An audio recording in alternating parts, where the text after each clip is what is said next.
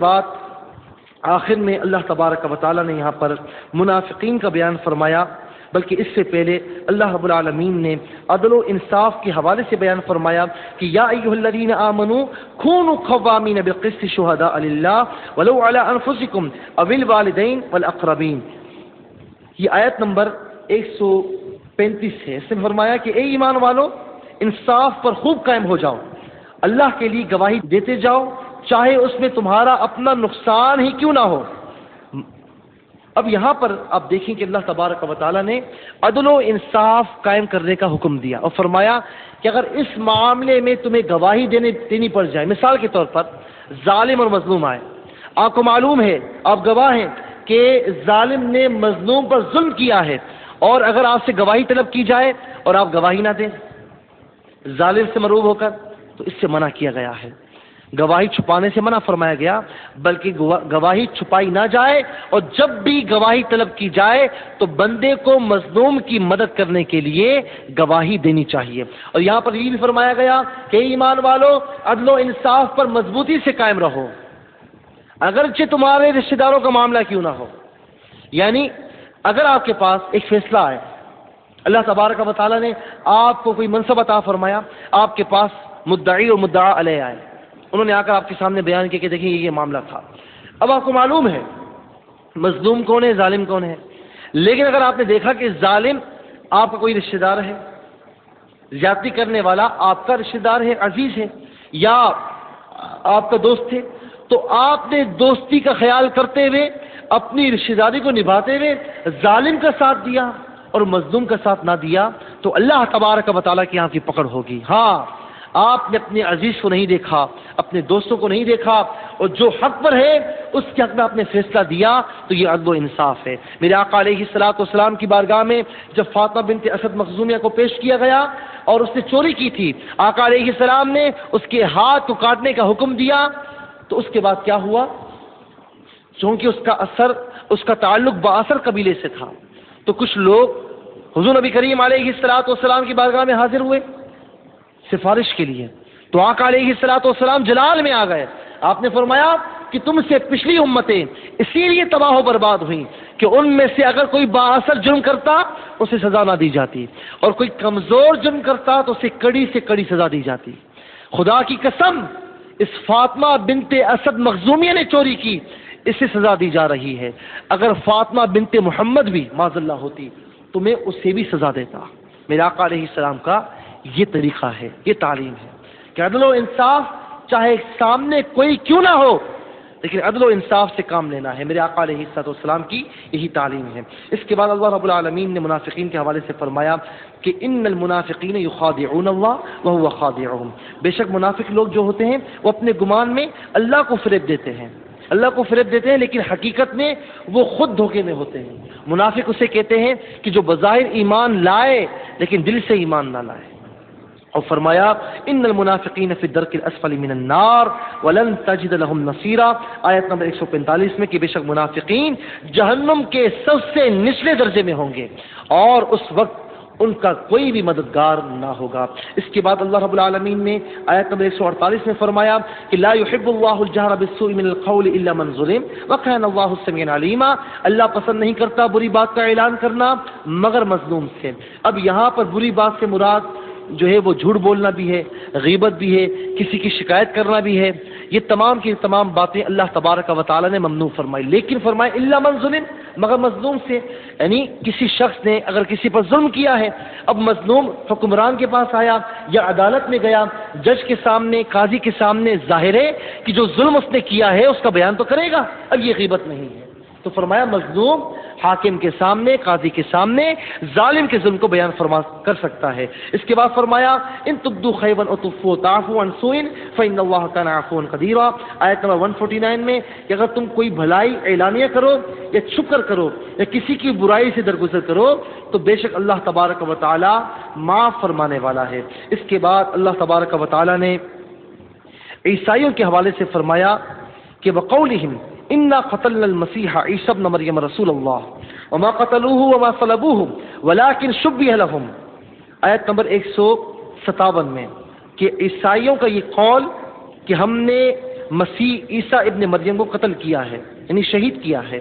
اور انہوں نے نہ قتل کیا نہ انہیں سولی دی، بلکہ ان کے لیے ان کی شبیہ کا ایک بنا دیا گیا، اور اسی لیے وہ اس اختلاف میں پڑے ہوئے ہیں۔ عیسائیوں کا یہ کہنا ہے کہ ہم نے عیسیٰ علیہ السلام کو قتل کیا ہے، حالانکہ اللہ رب العالمین اس آیت کریمہ میں تردید فرما رہا ہے کہ انہوں نے کوئی قتل نہیں کیا ہے۔ اس کا اختصاراً واقعہ یہ ہے کہ جب عیسائیوں نے عیسیٰ علیہ السلام کو قتل کرنے کا ارادہ کیا تو عیسیٰ علیہ السلام ایک گھر میں موجود تھے، انہوں نے جو ہے گھر کا محاصرہ کر لیا۔ اللہ تبارک و تعالیٰ نے عیسیٰ علیہ السلام کو اٹھا لیا آسمانوں پر، اور آپ آسمانوں پر تشریف فرما ہیں، اور قرب قیامت حضور نبی کریم علیہ السلام کی امتی ہونے کی حیثیت سے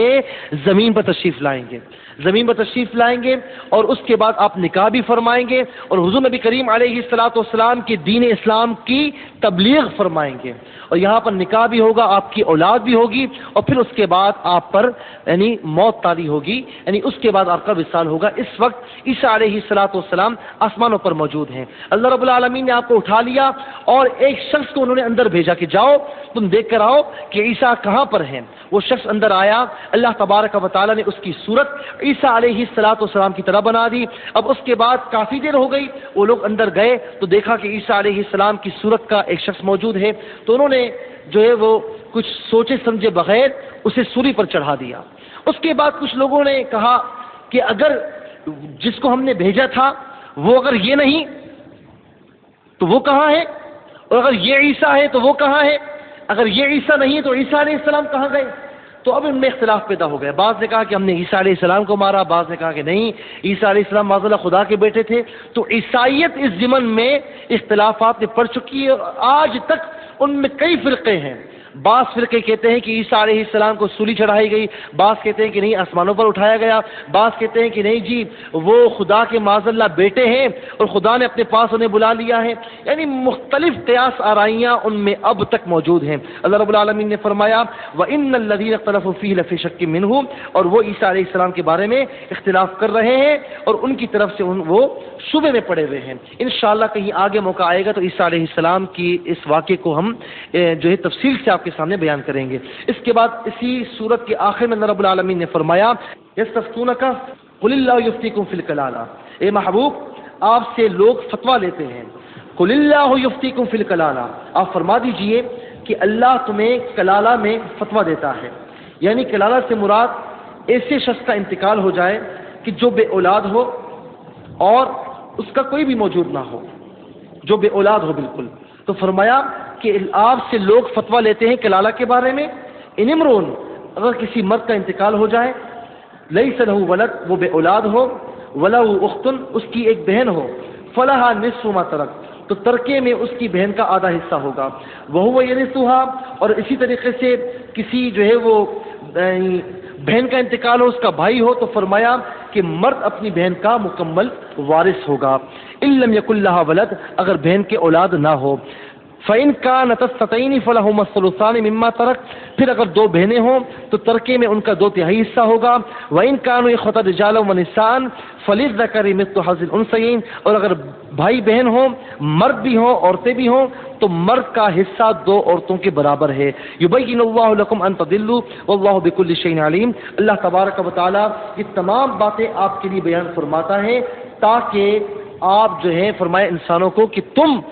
گمراہ نہ ہو جاؤ، اور اللہ تبارک و تعالیٰ ہر شے کو جانتا ہے۔ اس آیت کریمہ کا شان نزول یہ ہے،